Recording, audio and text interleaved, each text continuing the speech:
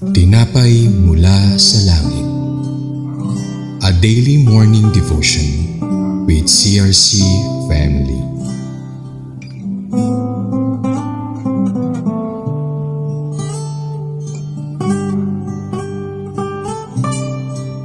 Isang pagpalang umaga po sa ating lahat. Ako po si Joyris Pocholo M. Maligaya mula sa Balayan, Batangas Lutheran Church.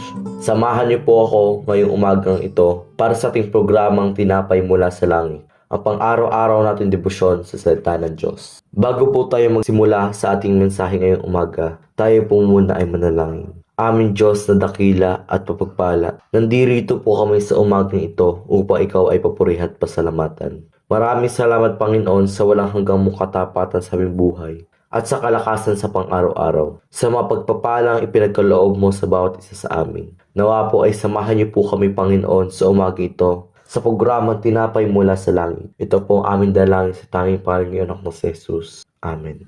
Ngayon pong umaga ay matutunghayan natin ang salita ng Diyos sa Numbers 13 verses 4 to 16. These are their names. From the tribe of Reuben, Shammua, son of Sakur. From the tribe of Simeon, Shaphat, son of Hori. From the tribe of Judah, Caleb, son of Jephunneh. From the tribe of Issachar, Igal, son of Joseph. From the tribe of Ephraim, Hosea, son of Nun. From the tribe of Benjamin, Palti, son of Raphu. From the tribe of Zebulun, Gadiel, son of Sodai. From the tribe of Manasseh, Gadi, son of Susi. From the tribe of Dan, Amiel, son of Gemali. From the tribe of Asher, Setur, son of Michael. From the tribe of Naphtali, Navi, son of Vofsi. From the tribe of Gad, Geuel, son of Maki. These are the names of the men Moses sent to explore the land. Nang lisanin ng mga Israelita ang mga Ehipto, ito ay napakalaking grupo ng mga tao na naglalakbay sa disyerto. Kaya't iniutos ni Yahweh kay Moises na magtatag siya ng mga kinikilalang pinuno upang magtiktik sa Kanaan, na ito ang lupang ibibigay niya sa kanyang bayan.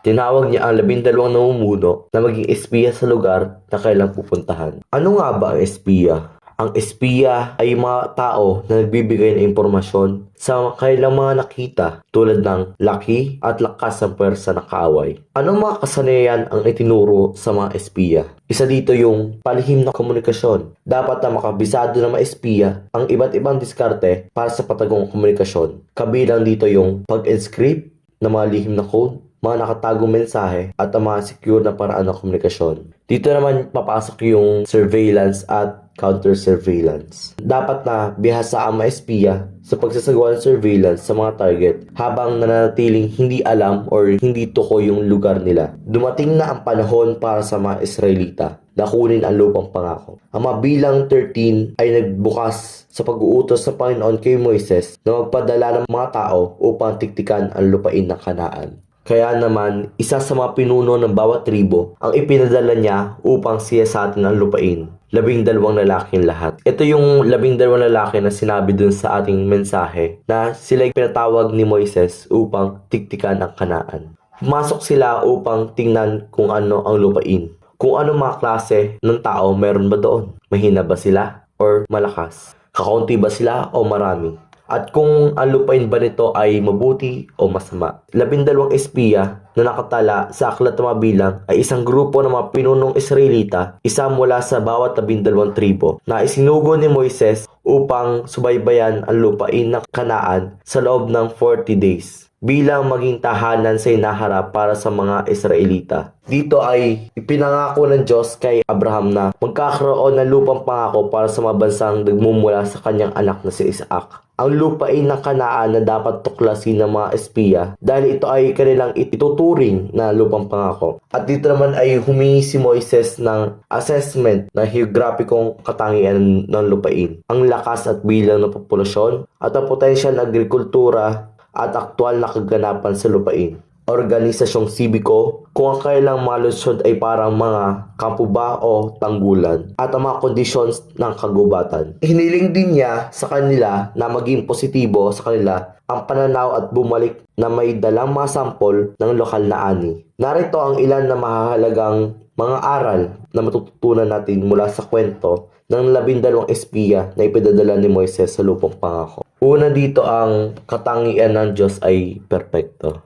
ang kanyang plano ay magganap na tapat. Sinasabi dito na kahit anumang mangyari, yung plano ng Diyos para sa atin, yun talaga yung mangyayari. At ganoon nga yung nangyari dito sa 12 espiritu. Sila nagtiktik dun sa Kanaan at dahil ito ay yung sinabi na lupang pangako at ito totoo nga ibibigay ito ng ating Panginoon sa kanila. Laging tinutupad ng Diyos ang kanyang mga pangako. Ang mga pangako ng Diyos ay talagang kanyang gagarantiyahin. Nang ipinangako ng Diyos ang lupang pangako kay Abraham at sa kanyang mga inapo, ito ay natapos na. Ito ay mangyayari na. Ito ay nakatala na talaga dahil ito yung pangako niya ng Panginoon. Ang lupang pangako ay sa kanila na. Kailangan lang nilang pumasok at kunin ito. Pangalawa naman, ang paggawa ng gawain at misyon na kaharian ng Diyos ay nangangailangan ng pananampalataya. Dito ay kapag tinawag tayo ng Diyos na gumawa ng isang bagay, talagang sasamahan niya tayo sa ating mga ginagawa. Ang kailangan lang kasi natin ay sumunod at nandiyan naman ang Panginoon upang handang tulong sa atin. Siya yung magiging gabay natin sa kanyang pinapagawa sa atin.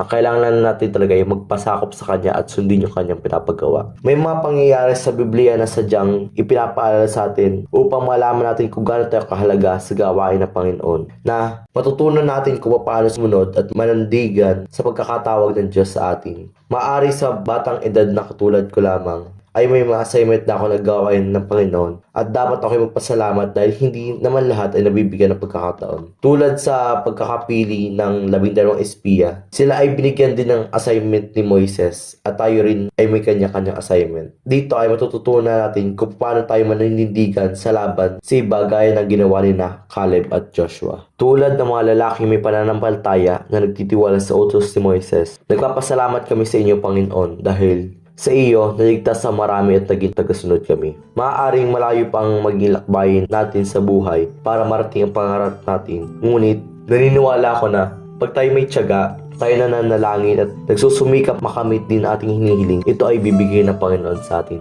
Wala imposible sa Panginoon. Ito ay bibigay niya sa atin dahil tayo karapat-dapat at dapat lang ang gawin natin ay sumunod sa Kanya. Mararating din natin ang lupang pangako na punong-puno ng pangako na kasaganaan at hindi tayo susuko. Ang gusto lang naman ng Panginoon natin ay tayo ay sumunod sa Kanya at tayo manalig sa Kanya. Para po sa ating pagtatapos, tayo po ay manalangin. Aming Diyos na dakila at mapagpala, nandito po kami, Panginoon, sa umaga ito. Nagpupuri at nagpapasalamat sa iyong walang hanggang kadakilaan. Maraming salamat, Panginoon, sa iyong salita na binigay niyo sa amin ngayong umaga. Sa napakagandang salita na ipinakita niyo sa amin na nagsisilbing paalala kung gaano kami kahalaga sa mga gawain ng Panginoon. Na natutunan namin kung paano sumunod at manindigan sa pagkakatawag mo sa amin. Dalangin po namin na ang lahat ng ito ay tumimo sa aming puso at isipan. Itong mga mensahe ito ay aming maisabuhay. Nang gayon ay makita ka sa aming buhay at ikaw magdinig at manghari dito. Ikaw Panginoon na magsilbing ilaw at gabay namin sa aming buhay. Sa bawat araw na tatahakin namin ay hindi kami matatakot pagkat nandyan ka palagi, Panginoon. Ikaw yung handang tulong lagi at gabay sa amin. Tunay nga, Panginoon, na wala kang katulad at iyong pangako ay siyang kay tapat sa amin. Ikaw nawa ang maghari sa buhay ng bawat isa at maipalaganap ang iyong kabutihan at iyong pangalan. Sa iyo po namin dinadalangin at napapuri para pagdakila. In Jesus' name we pray. Amen. Maraming salamat po sa inyong makikibahagi sa ating programa. Lagi po natin pagnilayan ang salita ng Diyos mula sa ating puso dahil lubos ang magiging kaunawaan natin dito. Muli po ninyo kaming samahan bukas sa pagdinilay na kanyang masalita dito sa programang Tinapay Mula sa Langit. Malaya niyo pong i-share ang video na ito upang kayo rin ay maging pagpapala sa iba. Pagpalain po tayong lahat na ating Panginoon. Magandang umaga po sa ating lahat.